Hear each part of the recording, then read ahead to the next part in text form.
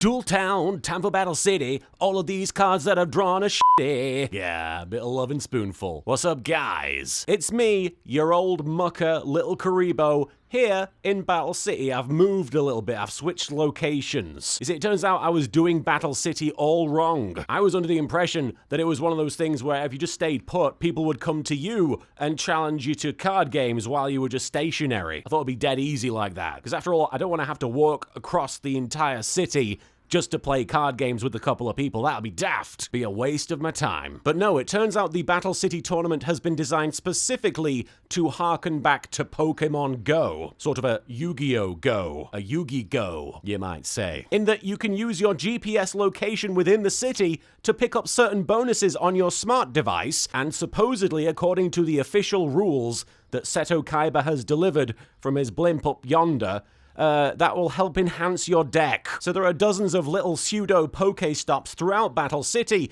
that if you walk past them with your phone on and you're tuned into the Kaiba Corp app, you can actually click on them as you pass them and it'll apparently enhance your deck as you go. So let's try this one. This is apparently a Yugi stop, I guess you might call it. Let's see. You're a third-rate duelist with a fourth-rate deck. I don't think that worked properly. Yeah, let me try again.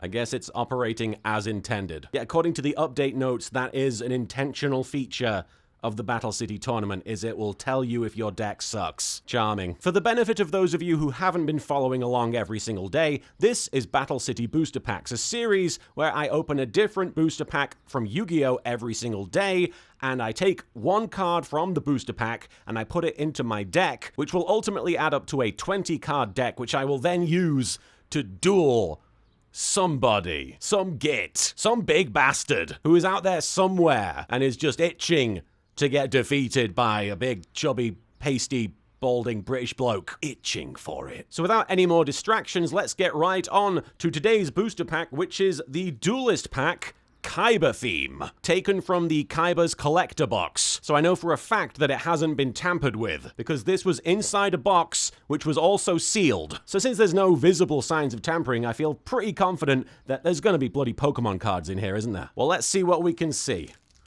Hopefully, it should all be above board. That Battle City bastard himself. Yep, we got 5 cards, so everything's cool. Everything is hunky-dory. I'm glad that I'm not going to have to worry so much about that anymore. Never going to buy trading cards from a general retail store ever again. All right, the first card we have is the classic X-Head Cannon. Of XYZ Dragon Cannon fame, or XYZ Dragon Cannon, if you're from good old Blighty. And of course, it's just a robot with 2 massive turrets and one of them wobbly ball bodies. He looks like he's on like an exercise ball, and he's like, I'm working on my core. An X-Head. A monster with a mighty cannon barrel. It's got 2 of them, mate. It is able to integrate its attacks. With what? What are you talking about? What? Oh, it can integrate its attacks? Now I'm concerned. It attacks in many ways. Mysterious. It'll attack you physically, verbally, via social media, many ways. By combining and separating with other monsters. Hey baby, wanna combine with me later? I do have a mighty cannon barrel. What is this guy? It's a 4-star monster. It's got an attack of 1800 and a defense of 1500. And obviously, it's usually depicted as being used as a combination of XYZ Dragon Cannon, but it's also a pretty good monster by itself, because I haven't really got any, like, basic standard monsters in my deck yet, so it might be a good idea. Keep him in mind. Oh, speak of the devil, it's why Dragonhead? Why? Why? Well, let's find out why. 4-star monster, it's a dragon. It's a metal dragon that is red and is shooting lightning out of its mouth. It's more than a dragon head, it's a whole dragon, guys. Am I the only one who notices this? Why is it a head? Obviously, it's because it's the head of XYZ Dragon Cannon, but I feel bad for him that he's only known for his head. Although I guess some people would be very proud of the fact that their head was considered of sufficient quality to be part of their moniker. So it's a 4-star machine union monster, another union. Once per turn, you can either target one X-Head cannon you control, equip this card to that target, or Unequip this card and special summon it in face-up attack position. While equipped by this effect, the equipped monster gains 400 attack and defense. Oh, if only we could use this and the bloody X-Head Cannon. A monster can only be equipped with one Union monster at a time. I'm learning about Union monsters. If the equipped monster would be destroyed by battle, destroy this card instead. So this would be really good to have in combination with X-Head Cannon, but I can only pick one card from this pack. What are you gonna do? The spell card, Magic Reflector. Couldn't say Magic Mirror because Disney's got them rights. And it's a little spider robot with what looks like a flashlight on its back. It's trying to tell spooky ghost stories. Target one face-up spell card you control. Place one counter on it. If it would ever be destroyed, remove the counter instead. Ooh. Now, I've not come across many cards that involve counters before, but I'm pretty sure that it just means that you put like a counter, which is symbolized by like a token or something, on top of the spell card in question, and then obviously when it would be destroyed, you just remove that item instead. And I don't really have any continuous spell cards yet, so this would be basically useless to me. Sorry, tiny spider robot, your ghost stories will go unheard. Hang about, we've got the Enraged Battle Ox, not to be mistaken with Placid Battle Ox, after he took up meditation and DDP yoga. It's a 4-star monster, and it's Battle Ox going like, oh, my stomach's acting up. I gotta get to the bathroom real quick after this fight, guys, just hurry up. It's a Beast Warrior / effect. If a Beast, Beast Warrior, or Winged Beast type monster you control attacks a defense position monster,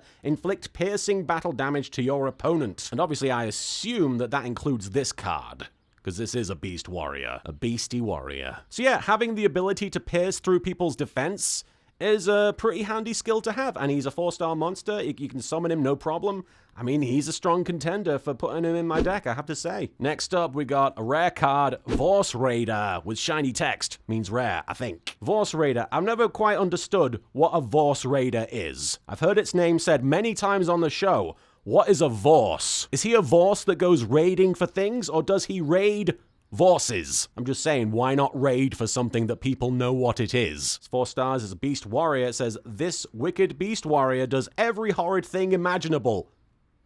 That's a tall order, VORSE Raider. Every horrid thing imaginable. He exclusively streams all his content from Kiss Anime. When he goes to watch a wrestling match, he cheers for the bad guys and boos the good guys. He drives in the carpool lane by himself. This son of a bitch. Oh, and loves it! He loves it! He loves it! He loves doing those horrid things. Oh! I'm so happy that he leads such a fulfilling life, this VORSE Raider. His axe bears the marks of his countless victims.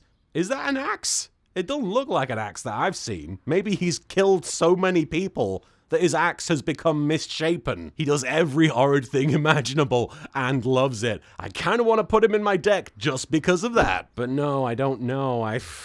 This is going to be one of those choices where you guys look at me and you're like, the choice is really obvious, but I'm going to make the wrong one.